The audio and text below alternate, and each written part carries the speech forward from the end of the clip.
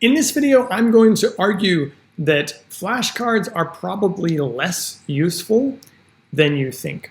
But before I do that, I want to explain the basic logic behind using flashcards in the first place.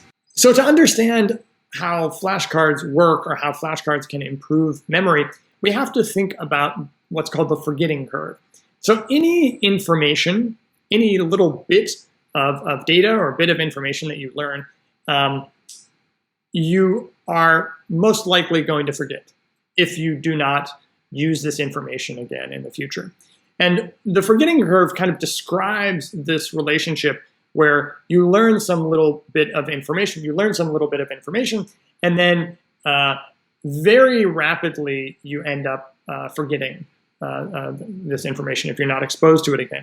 And what flashcards do is they are reminders to kind of remember this information. So just as you're about to forget something, if you see that flashcard, oh, that tells your brain, oh, maybe this is kind of important. I'll try to keep this around a little longer. And then you start forgetting. And then just as you're about to forget again, you see that flashcard again. And that's how flashcards should, in principle, move things from kind of your short-term memory to your long-term memory. But there are three pretty significant drawbacks to using flashcards to learn something. So the first drawback is that flashcards are a form of cued recall. And by cued recall, what I mean is that with flashcards, what you see is the front of the card, that's the cue, and then you have to remember the back of the card, which is the target. And so what you're doing is you're remembering the target with the benefit of the cue. So this is basically a weaker form of remembering something than, say, what's called free recall, where free recall is just, you can think of something on your own without having any kind of cue. And so when you're using flashcards, you want to think about, well, what kind of material am I learning here? And if I am going to be applying this information in some way in the future, is it the case that I always see a cue? And then that way I remember the target. Do I want to really train myself that I'm only going to remember the target if I see a cue? No, usually, there aren't cues. No one's giving you flashcards on the test to remember these things. And sometimes there's a different kind of cue or a different signal or information that you're looking for that indicates that you really want to pull a certain information out of your head. So the first drawback is really this cued form of recall is a little bit limiting. The second big drawback is that when you're learning anything, one of the keys is to create meaningful structure in your brain out of what you're learning. So a lot of people use flashcards for language learning, for instance. And if you try to understand how words are related to each other in the brain, it seems like they are related something like this. They look something like this. And this structure here, you see it's kind of like networked together. There are many lines going out of any one word, and they form relationships with each other. Certain links are stronger than others. But if you compare this kind of structure to what a flashcard is teaching you, they're very different. So remember, the flashcard is about cues and targets. So what the flashcard does is it reinforces only kind of one path, one relationship between the cue and the target. Now, if you're using flashcards in the way that you should be using them, which is kind of both sides act as the cue to the other side. So now it's a little bit better, the structure is a little bit better.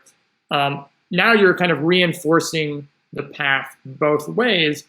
But even in the best case scenario, this kind of structure looks very different than the kind of networked structure that you really want to be developing. So that's the second drawback, is that it doesn't really create the kinds of structure that you're interested in creating in your brain as you're learning something. Now, the last drawback to flashcards is that there's no context or application. So what happens is that flashcards keep things in a very abstract, superficial level. And what I've noticed is that a lot of students end up stopping at flashcards. So they're using flashcards and they think that they know the topic really well because they can get the flashcard right. But getting the flashcard right is just kind of the most basic understanding or the most basic thing that you would want to be able to do. If you think about how are you going to apply this information in context, that's a different kind of skill, a different kind of question. And so one of the drawbacks here is that flashcards can make you think that you know something even though you don't really know that, and it can kind of deceive you into stopping your learning process prematurely. So you really want to understand things more deeply, and flashcards, they're never gonna get you there. Now, none of these drawbacks means that flashcards are useless. I think they are useful, but you just want to put them in their place. To some degree, flashcards are kind of like an insurance policy. You are using flashcards to make sure you don't forget something that you wanted to remember in the long run. But they're also a little bit like the planes that circle above the airport. Using flashcards means that you're always going to be at this superficial level of understanding. And flashcards alone are not going to kind of bring that plane down to land, if bringing the plane down to land means understanding something more deeply. So don't get trapped into using flashcards forever. And if you find yourself using flashcards for like an hour a day or 2 hours a day or something, I just think that's probably a sign that you're using them too often. There are better ways of, say, learning that information that you're trying to learn. Probably you want to move towards forms of free recall, so using kind of a blank sheet of paper and trying to remember everything about a topic, or trying to solve actual problems with the information. So if it's language you're learning, write and speak and use the words that you're trying to learn in a kind of natural way. If it's an idea or a concept that you're talking about, how are you applying those ideas or concepts to problems or questions that you have? So those are both ultimately going to be kind of more bang for your buck learning methods. But you can still use flashcards a little bit in the beginning, but yeah, just they're not the greatest. Okay, so that's it for today. If this video was helpful, useful, interesting, please click the like button. And yeah, that's it. Thanks for watching. I'll see you next time.